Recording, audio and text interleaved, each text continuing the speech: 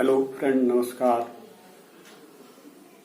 आज अंकगणित की आधारभूत प्रमेय को सीखने के बाद एक अन्य प्रमेय को सीखेंगे जिससे आपको कक्षा 10 की प्रश्नावली 1.2 के सवालों को सॉल्व करने में आसानी होगी। प्रमेय है, यदि एक अभाज्य संख्या p a स्क्वायर को पूर्णतया विभाजित करती है तो p a को भी पूर्णतया विभाजित करेगी, अर्थात a के गुणनखंड में p अवश्य होगा। कुछ उदाहरणों के माध्यम से आपको समझाने का प्रयास करता हूं। सपोज कीजिए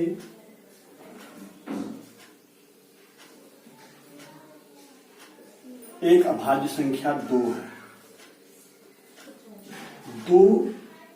दो के वर्ग को, 2 का वर्ग यानी अर्थात 4 को पूर्णतया विभाजित कर रही है। 2 4 को पूर्णतया विभाजित कर रही है। यहां देखो, p की जगह 2 ले लिया, a स्क्वायर यानी 2 का वर्ग 4 को पूर्णतया विभाजित कर रही है, तो p a को भी पूर्णतया विभाजित करेगी, यानी 2 जो है, ये वाला 2 इस 2 को पूर्णतया विभाजित करेगा।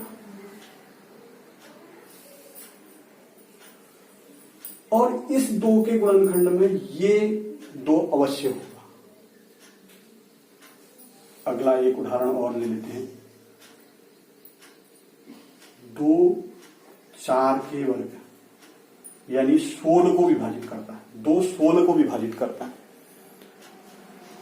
2 4 को भी विभाजित करेगा।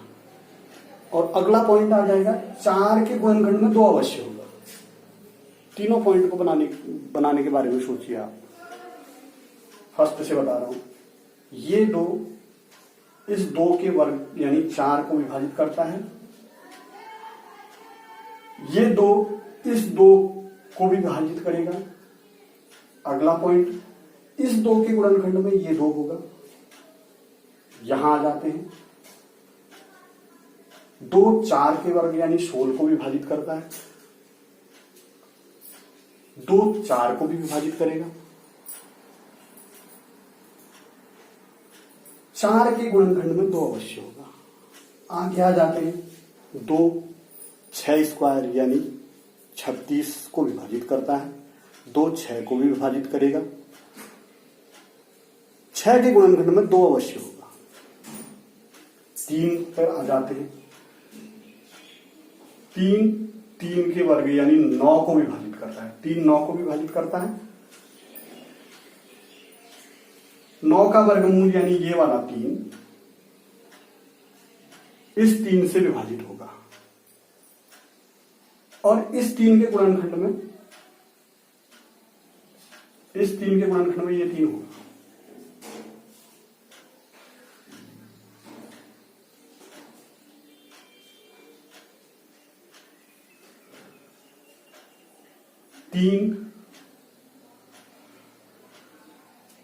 अगला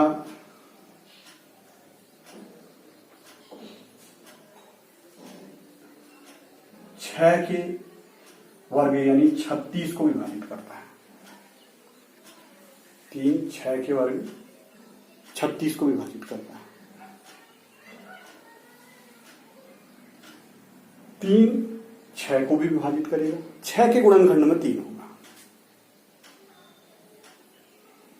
इसी प्रकार से 4 में, इसी प्रकार से 5 में। यहां पर हम इसके गुणज ले लेंगे। जैसे 2 का गुणज 4 है, फिर 2 का गुणज 6 हो जाएगा। यहां पर भी हम 3 का वर्ग, फिर 3 का गुणज 6 हो जाता है, 6 का वर्ग, फिर 3 का गुणज 9 हो जाता है, 9 का वर्ग, फिर 3 का गुणज 12 हो जाता है, 12 का वर्ग। तो इस तरीके से हम आगे चलेंगे।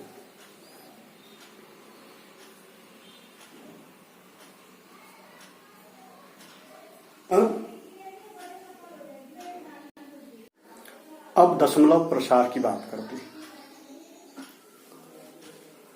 दशमलव प्रसार, जैसे एक संख्या ले ली हमने 2, 2 से हमने 1 में भाग दिया, यानी 1/2 का दशमलव प्रसार देख रहे हैं। 1/2 का दशमलव प्रसार देखा जा रहा है कि दशमलव प्रसार कैसा है। 1 में भाग नहीं जाता है, 1 शून्य बढ़ा लेंगे, 0 लिख लेंगे, दशमलव लिख लेंगे, 10 लिखेंगे यानी 0.5। 2 से 2 में भाग दे देंगे, 2 एकम 2, यहाँ पर 0, 1.0 यानी 2/2 1.0। 2 से 3 में भाग लेंगे, 2 एकम 2, 1 शेष 10.2 पंचे 10।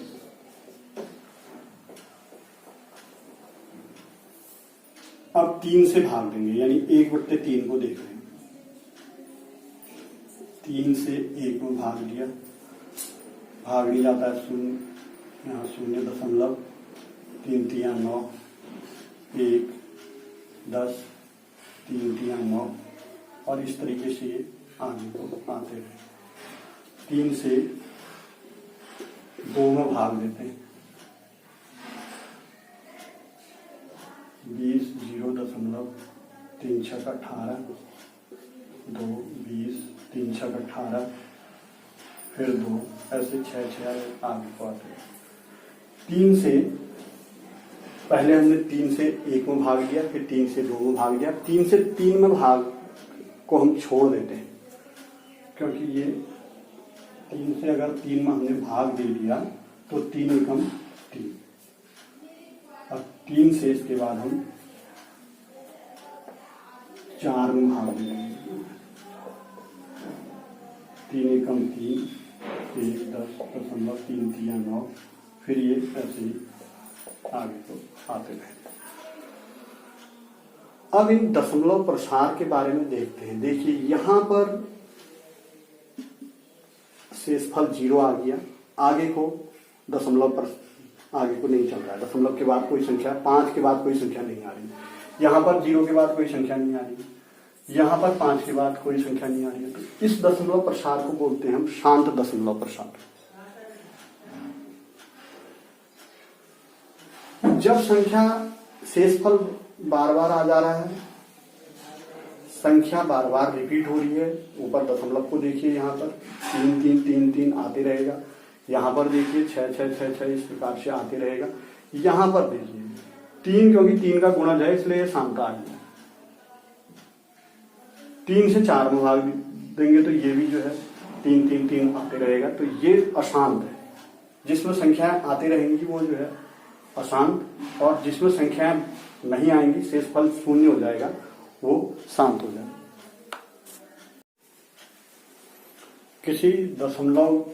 किसी परमेय संख्या का दशमलव प्रसार शांत है या अशांत, इसको देखना है। परमेय संख्या ले लेते हैं, कोई भी परमेय संख्या, जैसे हमने ले ली 1/2, 1/3, बहुत सारी परमेय संख्या लेते हैं और चेक करते हुए जाते हैं। 1/4, 1/5, 1/6।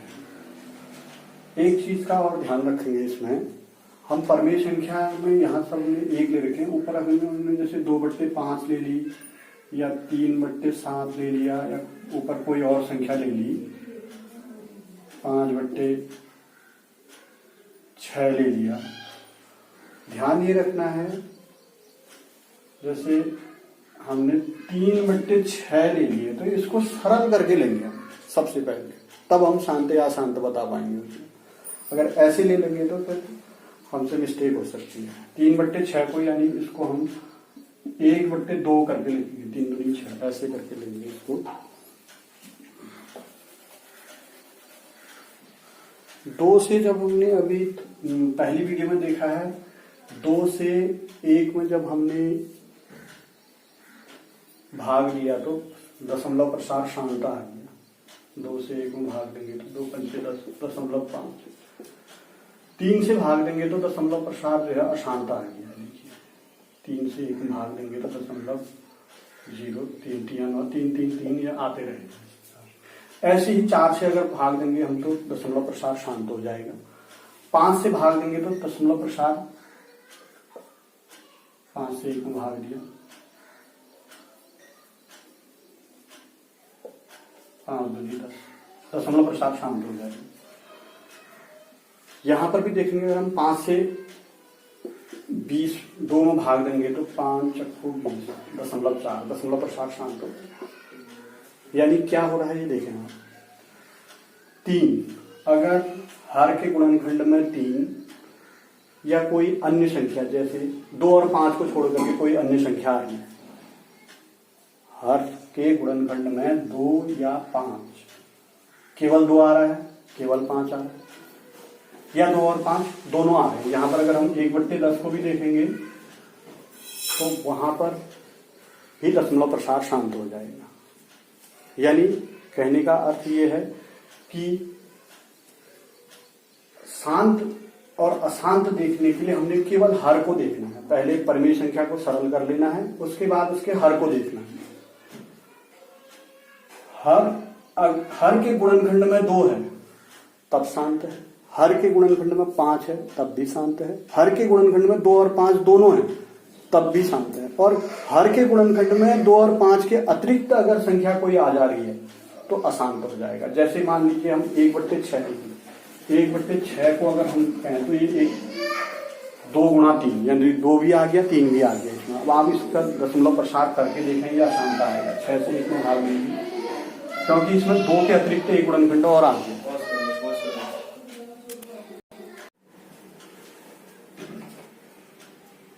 दशमलव 6 एकम 6 4 40 6 6 36 फिर 4 40 6 6 6 आते हैं, दशमलव 1 6 6 6 6 इस तरीके। ऐसे ही अगर कोई भी अन्य संख्या आ जाती है, यानी 3 के अतिरिक्त कोई अन्य संख्या, अभाज्य संख्या होनी चाहिए, जैसे 2 3 5 तो रहेगा इसमें, 2 और 5 तो मिले हैं। अन्य संख्या का मतलब, अन्य भाज्य संख्या का मतलब यह है कि 3 7 के बाद 11 13 इस तरीके की संख्याएं अगर गुणनखंड में आ रही हैं और 2 और 5 भी आ रहा है तब भी अशांत ही रहे।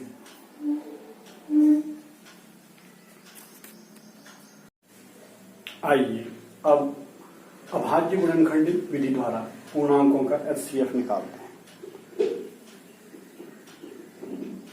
2 4 6 3 संख्याएं ले ली, 2 4 6 का एचसीएफ क्या है ये पहले इसके अभाज्य गुणनखंड कर लेंगे। जैसे 2 के अभाज्य गुणनखंड हो जाएंगे 1 गुणा 2, 4 के हो जाएंगे 2 गुणा 2, 6 के हो जाएंगे 2 गुणा 3। अभाज्य गुणनखंड करने के पश्चात इसमें गुणनखंडों के घातांक ले लेंगे। जैसे 2 की घात 1 लिखेंगे, इसको 1 को हम लिखते नहीं हैं, 1 सभी में उपस्थित होता है। ऐसे ही यहाँ पर इसको 2 की घात 4 ले लेंगे, 2 की घात 2 ले लेंगे।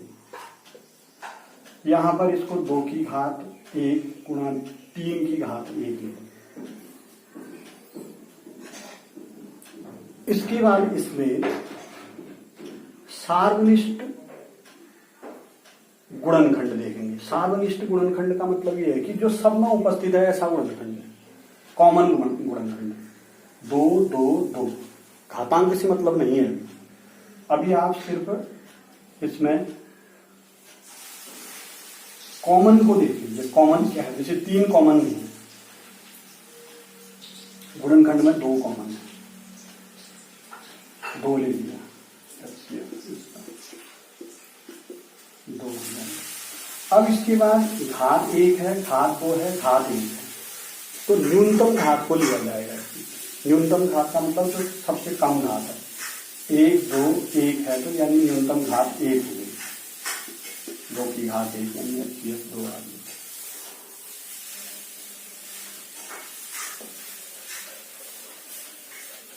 एक उदाहरण और ले लेते हैं।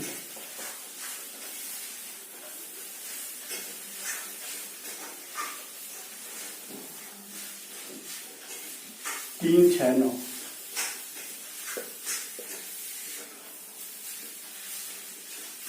तीन के गुणनखंड 1 गुणा 3, 6 के गुणनखंड 2 गुणा 3, 9 के गुणनखंड 3 गुणा 3। इसको 3 की घात 1 लिख लेंगे, इसको 2 की घात 1 गुणा 3 की घात 1 और इसको 3 की घात 2। अब देखिए इसमें कॉमन गुणनखंड देखिए, घातांक से मतलब नहीं है अभी कॉमन गुणनखंड देखिए। कॉमन क्या है? 3 तीनों जगह लिख रहा है, 2 जो है ये 2 जगह एब्सेंट है, तो HCF हम ले लेंगे इसका 3। अब इसका घातांक लेंगे, घात बड़ी कौन सी, छोटी कौन सी, 3 की घात 3, HCF 3। अगला ले लेते हैं 3 9 27,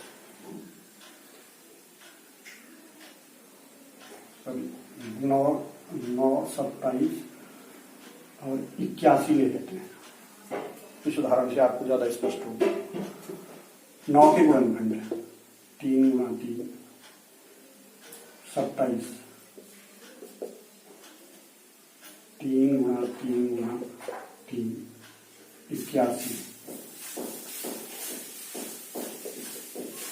3 3 9 3 27।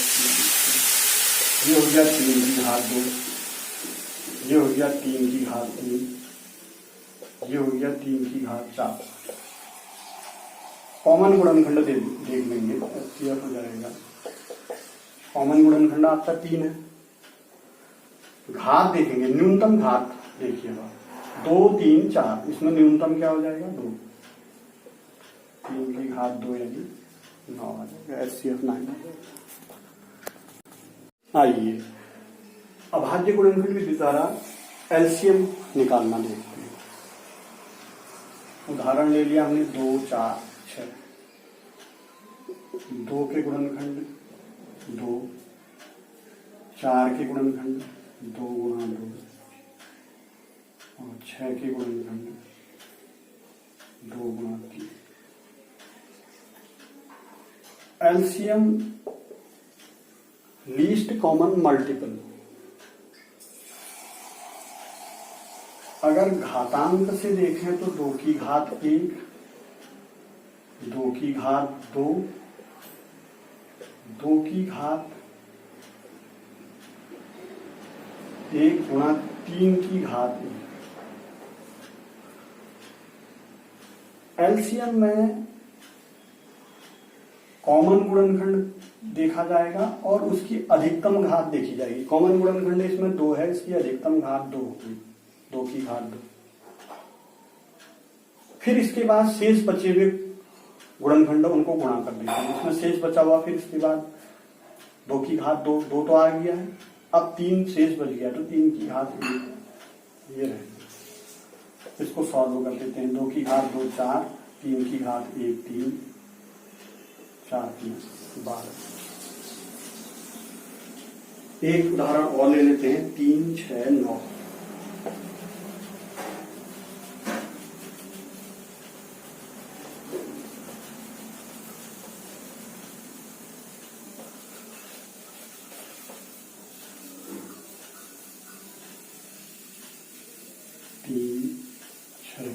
नौ का LCM देखिए, 3 3 हो गया, 6 2 गुणा 3 हो गया, 9 3 गुणा 3।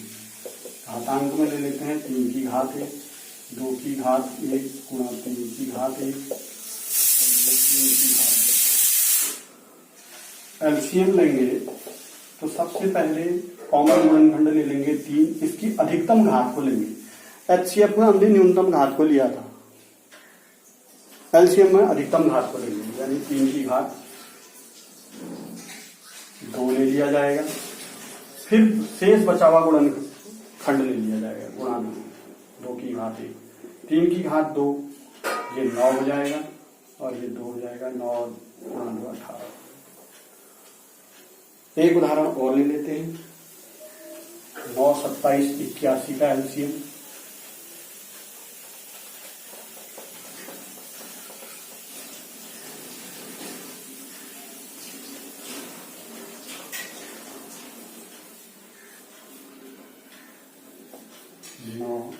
27 और 81 का एलसीएम, 9 3 का वर्ग, 27 3 की घात 3 और 81 3 की घात 4। एलसीएम आसान हो गया। यहाँ पे केवल सार्वनिष्ठ गुणनखंड है, कॉमन है एक 3, और लेकिन इसकी अधिकतम घात ली जाएगी। अधिकतम घात है इसकी 4, 3 की घात 4 यानी 81। 3 27 81 का एलसीएम 81। एचसीएफ का मतलब है कि संख्या से भाग, तीनों संख्याओं में भाग चला जाना चाहिए और वो बड़ी से बड़ी संख्या होगी वहां। और एलसीएम का मतलब है कि इन तीनों संख्याओं से इस एलसीएम में भाग चला जाना चाहिए। एचसीएफ में जैसे एचसीएफ, इसका एचसीएफ कितना आ रहा था, इसका एचसीएफ आ रहा था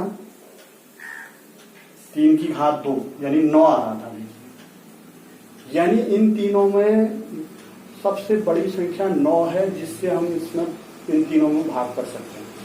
नंबर 1 पॉइंट। एलसीएम इन तीनों का भाग इसमें जाएगा।